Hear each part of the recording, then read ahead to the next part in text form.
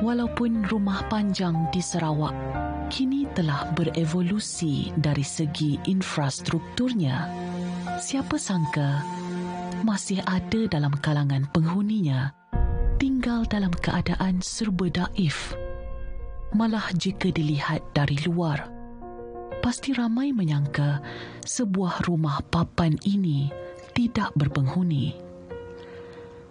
Apatah lagi, rumah itu kelihatan menyedihkan dengan beberapa keping dinding kayunya sudah terkopak dan dimakan anai-anai. Namun siapa sangka seorang ibu tunggal boleh menghuni rumah itu sejak 7 tahun lalu. Rumah usang itu terletak di rumah emah Sungai Liam Bakong, Baram, sejam perjalanan dari Bandar Miri. Penghuninya, Andu anak tandang 62 tahun, tinggal di situ kerana rumahnya sebelum ini musnah dalam kebakaran. Mesra dipanggil Nenek Kokok. Dia mengakui kehidupan memang susah. Apatah lagi hanya bekerja mengambil upah di kebun yang tidak menentu pendapatannya. Lebih ada susah. Pikiran, kalau saya pikir rumah, tidak tidur pun tidak mau. Saya dapat tidur kalau saya ingat macam mana rumah, hidup susah, kira makan lagi, pakai bayar api, bayar air. Tak kerja, tak ada duit lah. Tunggu anak kasih makan lah. Kalau orang sini, kadang-kadang dia suruh saya sapu, dia punya bilik, dia kasih duit lah, upah 30, tidak dapat. Sudah saya minta pun tidak ada orang. Minta kasih tiada. Apa kita minta? Saya tidak minta. Lain saya cakap sama dia orang, minta bantuan rumah. Tunggu sampai sekarang. Sampai saya pergi itu PIS, minta pun tidak dapat. Minta ibu tunggal pun sampai sekarang pun tidak dapat. Namun Nenek Kokok langsung tidak menyesali takdir yang menimpa hidupnya. Malah jauh sekali cemburu dengan mereka yang lebih senang berbanding dirinya. Saya gila sebenarnya tidak. Tapi saya ingat saya sendiri susah. Terus buat saya sedih lah.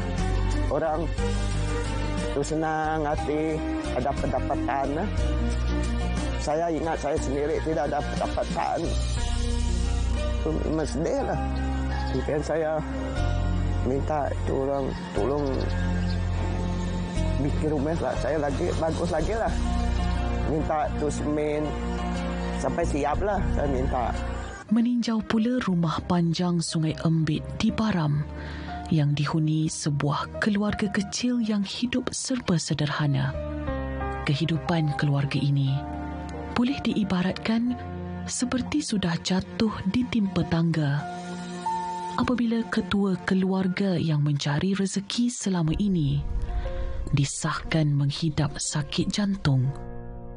Kesihatan John anak kenyih yang berusia 60 tahun semakin terkesan apabila beliau tidak mampu lagi bekerja sejak 2016 dan hanya mampu melakukan kerja-kerja ringan sahaja.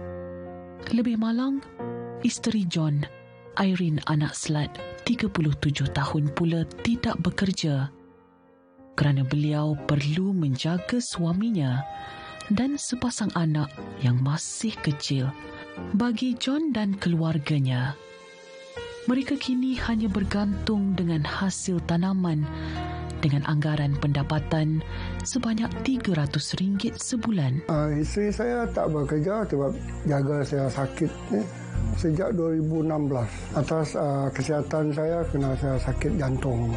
Sebelum tu saya bekerja sebagai katekis ataupun dalam bidang agama di dalam gereja.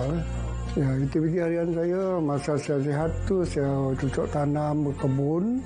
Semua pendapatan saya itulah dari hasil tanaman saya tu. Kalau tanaman tu dapat dijual, saya jual lah tu. Anggaran dia sekarang ni 1 bulan tu kalau lebih dalam 300 macam tu lah. Sumber pendapatan lain tak ada. KWSP tu masa saya pension dulu lah, 2016 dulu. John akur dengan ketentuan kehidupan yang tidak mewah berbanding dengan keluarga yang lain. Cuma harapan besarnya, beliau mahu melihat anak-anaknya berjaya pada masa akan datang untuk menjadi orang yang berguna dan akhirnya dapat mengubah takdir keluarga.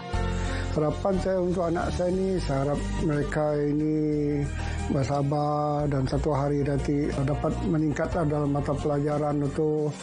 Semoga mereka itu, harapan saya, jadi orang yang berguna lah satu hari nanti. Ibarat mentari muncul lagi dan memberi sinar. Siapa sangka rezeki berpihak kepada Nenek Kokok dan John apabila rumah mereka terpilih dalam program Nafas Prihatin di bawah Pertubuhan Peladang Kebangsaan atau Nafas. Perasaan gembira dan bersyukur tidak dapat digambarkan kerana dapur dahulunya sempit kini menjadi luas. Selain mendapat tambahan ruang 1 bilik lagi, Nenek Kokok dan John sekeluarga bertuah kerana pengerusi ahli Jemaah Pengarah Nafas iaitu Datuk Zamri Yaakob turun padang untuk melihat sendiri keadaan rumah yang telah dibaiki dengan peruntukan RM10,000. Kita Nafas Prihatin ni, tujuan kita nak bantu ahli-ahli peladang lah. Terutamanya ahli-ahli peladang yang golongan-golongan yang susah ni lah. Pada tahun lepas lah, kita peruntukan kita 1.4 juta. Di Sarawak ni kita ada bagi 30,000 pada ahli peladang yang menghadapi masalah kita nak bina rumah.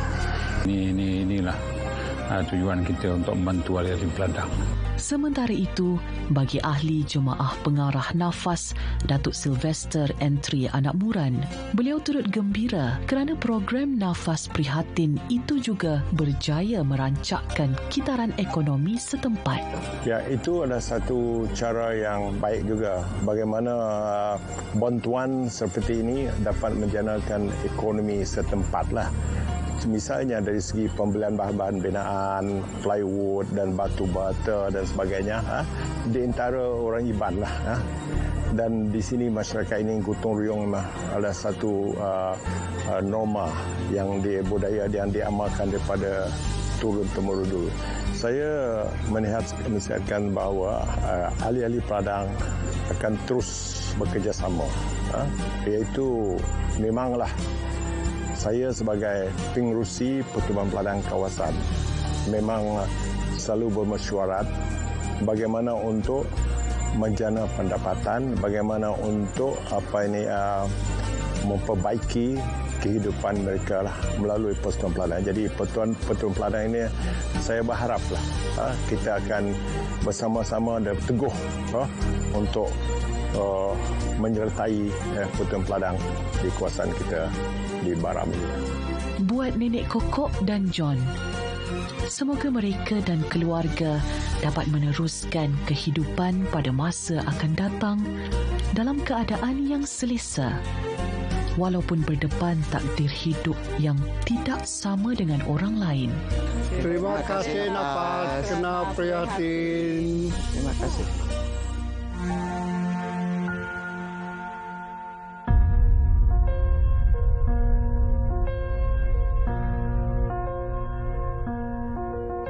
Hening pagi ku celik mencari rezeki, kurniaan ilahi, semangatku tak mudahkan layu ku gagahi.